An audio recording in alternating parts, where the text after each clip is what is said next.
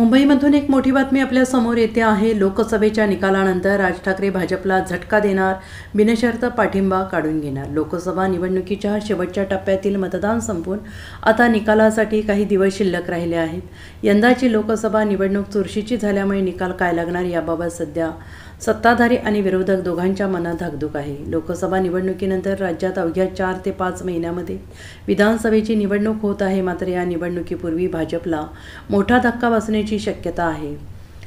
लोकसभा निवडणुकीत पंतप्रधान नरेंद्र मोदी आणि महायुतीला बिनशर्त पाठिंबा देणारे राज ठाकरे आता भाजपच्या विरोधात जाण्याची शक्यता आहे।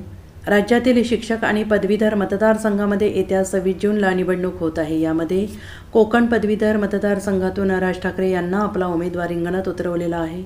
कोकण पदवीधर मतदारसंघातून सध्या भाजपचे निरंजन डावखरे आमदार आहेत आणि त्यांचा कार्यकाल संपलेला असला तरी भाजपकडून त्यांना पुन्हा उमेदवारी दिली जाऊ शकते।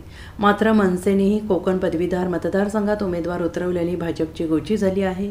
राज ठाकरे यांनी अभिजित पानसे यांना उमेदवारी देणे हा भाजपसाठी मोठा झटका मानला जात आहे। Bureau report, SBN Marathi, Mumbai.